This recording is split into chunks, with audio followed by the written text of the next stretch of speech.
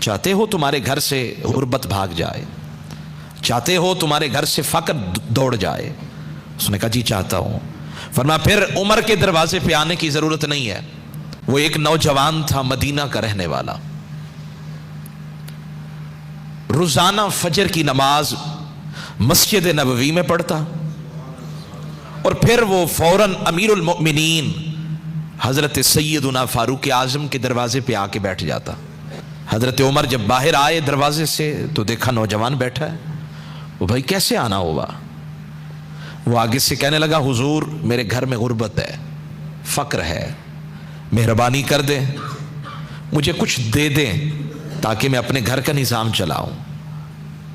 حضرت عمر رضی اللہ عنہ نے دے دیا۔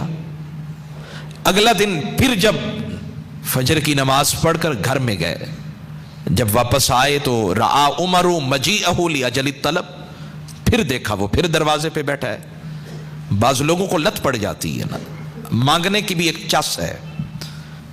تو حضرت عمر نے دیکھا کہ وہ بار بار حضرت عمر کے دروازے پہ آ کے بیٹھ جاتا ہے، تو حضرت عمر جلالی تھے، جلال میں آ گئے۔ فرمانے لگے وہ بھائی روزانہ ہی آ جاتے ہو، ٹھیک ٹھاک ہو، چنگے بھلے ہو، کما سکتے ہو، محنت کر سکتے ہو۔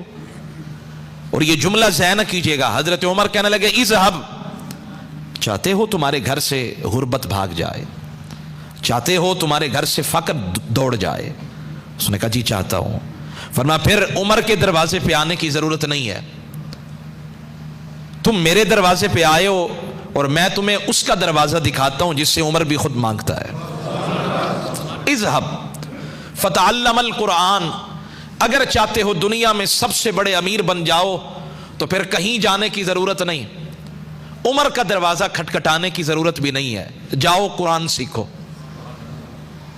جب تم قرآن سیکھ لوگے نا فَإِنَّهُ سَيُغْنِيكَ ام باب عمر، یہ قرآن تمہیں عمر کے دروازے سے مستغنی کر دے گا، بے نیاز کر دے گا، قرآن تمہیں اتنا امیر کر دے گا۔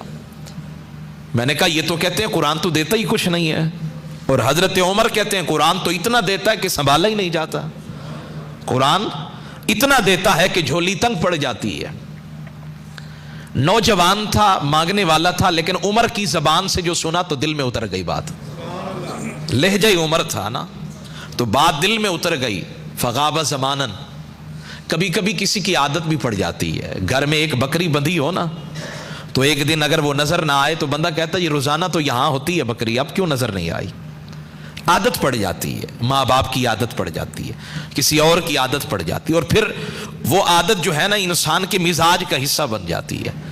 وہ نوجوان روزانہ آیا کرتا تھا حضرت عمر کے دروازے پہ، حضرت عمر کو بھی ایک عادت پڑ گئی اس کے چہرے کو دیکھنے کی، تو فغاب زمانن، اب وہ جب بھی دروازہ کھولیں تو نظریں اس کو ڈھونڈیں، بھیجا بھی خود ہے، اب تلاش بھی خود کر رہے ہیں۔ تو ایک دن وہ اپنے جذبات پہ قابو نہ رکھ سکے، عمر جیسا جوان فسأل عنہ، پوچھنے لگے جی وہ نوجوان کہاں ہے، پوچھنے لگے وہ نوجوان کہاں ہے۔ فدل علیہ، لوگوں نے بتایا جی پتہ نہیں اسے کیا ہو گیا ہے، پہلے تو در در کا دروازہ کھٹکھٹاتا تھا، اب تو پتہ نہیں اسے کیا ہو گیا ہے، کوئی ایسا اس پہ جنون طاری ہوا ہے، قد اعتزل الناس، لوگوں سے کٹ گیا ہے، اب تو اکیلا بیٹھ کر اللہ اللہ کرتا ہے، ذکر کرتا ہے۔ حضرت عمر نے کہا چلو اس کی یاد بڑی تڑپا رہی ہے، مجھے بھی لے چلو اس کی طرف۔ حضرت عمر نے کہا مجھے لے چلو اس کی طرف۔ امیر المؤمنین عمر بن خطاب جا رہے ہیں ملاقات کے لیے، اور جب گئے تو جا کر دیکھا کہ وہ قرآن کی تلاوت کیے جا رہا ہے۔ حضرت عمر کہنے لگے ما شغلک عنا، یار تو دروازے پہ آیا کرتا تھا، دل لگی کی باتیں کرتا تھا، تجھے دیکھتے تھے تو بڑا سکون ملتا تھا، اب تو آتا ہی نہیں ہے، ملاقات کے لیے نہیں آتا، کیا وجہ ہے؟ کون سی چیز نے تمہیں ہماری طرف آنے سے روک دیا؟ پتہ ہے اس نوجوان نے کہا کیا ہے؟ اس نے کہا حضور مجھے اب آپ کے دروازے پہ آنے کی ضرورت ہی نہیں ہے، مجھے آپ کے دروازے پہ آنے کی ضرورت ہی نہیں ہے۔ کیوں؟ عمر پوچھنے لگے کیوں؟ کہنے لگا فإنی اقرأ القرآن، اس سے جو باتیں کرتا ہوں اب کسی اور کی باتوں کی گنجائش رہی نہیں، جب بھی کسی سے ملاقات کو دل چاہتا ہے تو قرآن سے ملاقات کر لیتا ہوں۔ गुफ्तगू कर लेता हूं।